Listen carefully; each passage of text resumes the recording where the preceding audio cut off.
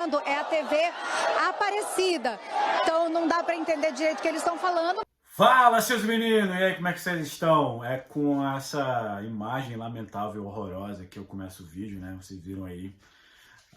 Agora, né, no dia de Nossa Senhora Aparecida, os apoiadores de Bolsonaro, religiosos, católicos, enfim, hostilizaram, veja só, a equipe da TV Aparecida, que é a TV a Basílica de Aparecida, né? Vocês já assistiram a TV Aparecida? É uma rede de TV da própria emissora que fala sobre o dia a dia da Basílica. É mais ou menos assim, ó. Hoje Dona Rutinha vai vender bolo na quermesse. Olha o quão isso é arriscado para o bolsonarismo, né? São pessoas que perderam completamente o senso material, lógico. Diz, e eu sempre digo, a política é a arte dos afetos, não é a arte dos dados, não é a arte da verdade, não é esse tipo de coisa. E é um tema que eu relutei bastante, porque, enfim, religião é um assunto que normalmente não me interessa para comentar em vídeo para as pessoas, enfim. E chegou o momento, vamos falar de a teologia do bolsonarismo. Bom, eu vou usar de base um livro chamado A Religião do Bolsonarismo, do Iago Martins, que ele é mestre em teologia. Vou deixando já bem claro que eu discordo de muitas coisas que está escrita nesse livro, até porque ele é um evangélico com suas convicções específicas, né, seus dogmas religiosos, e alguns eu não concordo, mas nós temos aí algo em comum, que é justamente esse estudo e essa convicção, né, por A mais B, de como funciona as crenças do bolsonarismo. E também estou usando de base, vai de barba branca, mas não é Deus que estou falando, Freud. E outro livro do Freud também é Totem Tabu, e alguns artigos que citam Freud sobre psicologia das massas. E é isso. Então vamos lá. Segundo o Iago, né, o autor desse livro, o bolsonarismo, essa teologia bolsonarista, né, essa crença bolsonarista, que começou lá ainda com Bolsonaro, na primeira campanha presidencial do Bolsonaro, né?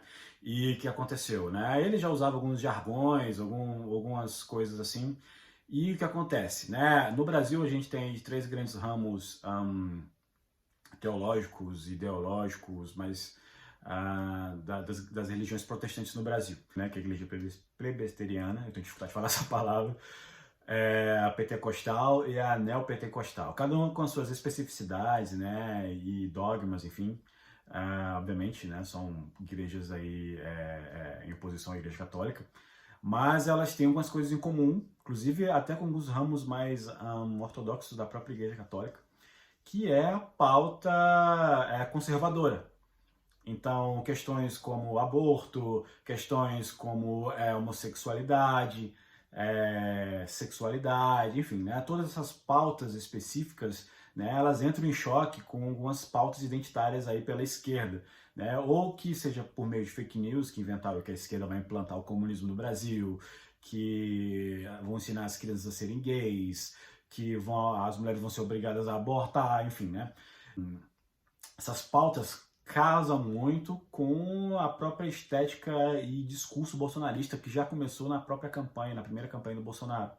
Então essas igrejas, direto ou indiretamente, se uniram ao bolsonarismo, né, os seus membros, enfim, até suas grandes figuras religiosas, sacerdotais, né, se uniram com o Bolsonaro, literalmente, né,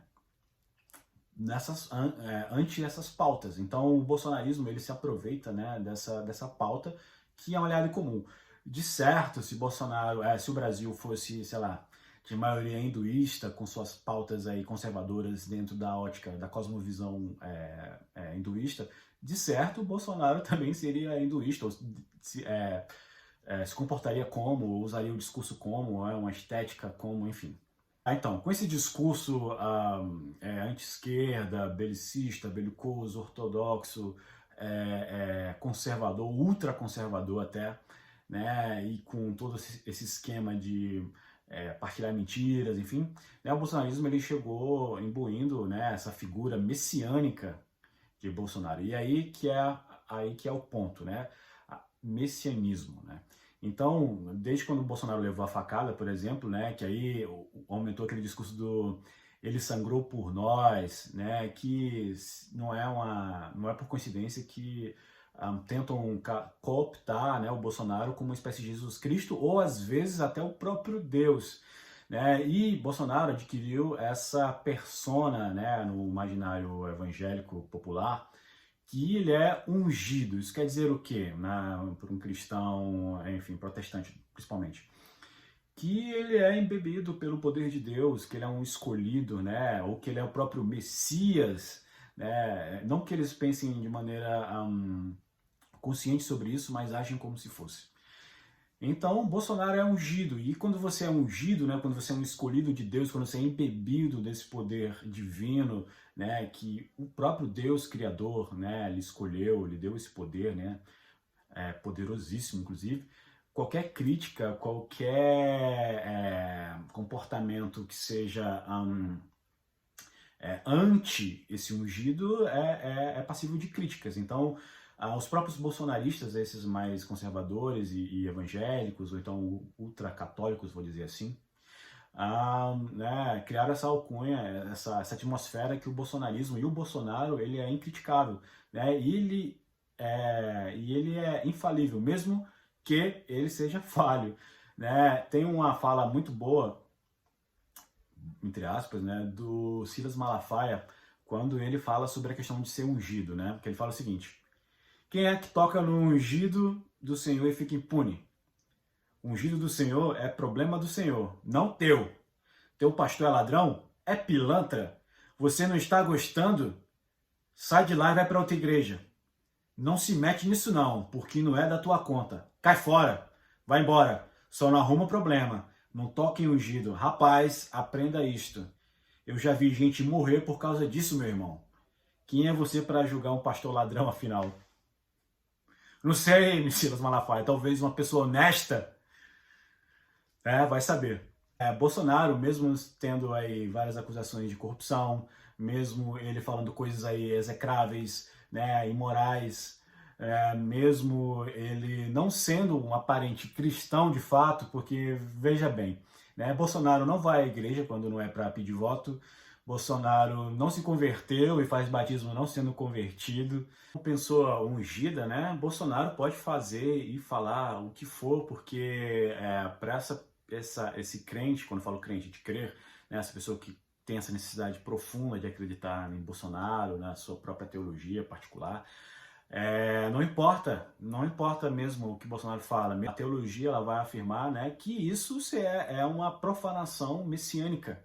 Né? O Bolsonaro está usando aí de artifícios messiânicos, né, como ele é o portador da justiça, porque ele vai resolver todo esse mal que tem aí, né, esse inimigo que é a esquerda, no caso, é uma espécie de hidra que você corta a cabeça e nasce de novo, então você nunca vai ser derrotado, e aí o bem absoluto e a vitória absoluta só vai chegar com Bolsonaro na presidência, de novo, no caso.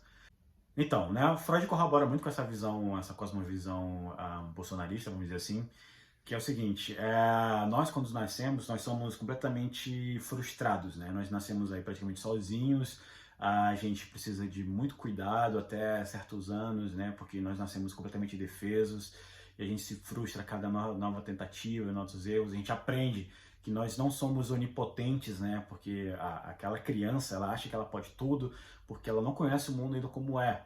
Nós somos constantemente acometidos por uma frustração, né? A pedagogia da frustração, que é nós aprendemos e seguimos nossas vidas pela frustração. Então, quando a criança ela aprende que ela não é mais onipotente, né? Nós nos projetamos aí em potências dos outros. É assim, por exemplo, no jogo de futebol, quando um time torce, todo mundo ali torcendo pela seleção do Brasil, por exemplo, né? Ali nós estamos jogando a nossa potência naquela potência do outro, porque ele vai realizar o meu sonho, né? O time de futebol, no caso, vai realizar aquilo que eu não posso fazer, né?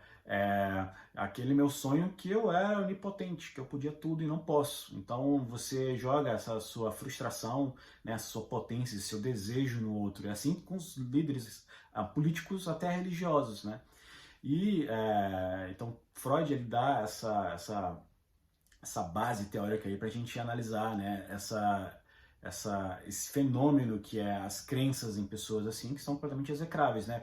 Bolsonaro, por exemplo, não fala bem, Bolsonaro é agressivo, Bolsonaro é armamentista, Bolsonaro e aqui, tá? Não estou falando do juízo de valor, estou falando o que ele faz. Então, então nós também temos essa questão da massa narcisista, né? Porque assim, os líderes, né, que são amados, aclamados, né? Por exemplo, Bolsonaro aparentemente não tem nenhuma qualidade, diga-se, dita de nota, né? Porque ele é um homem comum, médio, medíocre. E isso é a grande massa do seu eleitorado, média. Né? Não só como classe média, mas como pessoas destituídas aí, vamos dizer, de pessoas que não estudam, por X motivos, enfim, mas pessoas que não estudam, pessoas que não leem, pessoas com dificuldade de acatar alguém que sabe ou domina aquele assunto mais do que ela. Pessoas com, né, esse viés conservador extremo, essas pautas moralistas muito fortes. Então, o Bolsonaro é o reflexo dessas pessoas e os crentes o veem, né, como um seu igual, mesmo ele sendo essa figura muito complicada de engolir para quem não faz parte desse meio.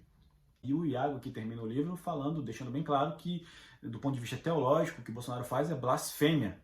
Né? Tanto é que Cristo não está no seu vocabulário, né? É Deus, né? Como se fosse Deus destituído dessa parte mais amorosa, essa parte mais pacífica, essa parte mais esclarecida, né? do Evangelho, de tudo.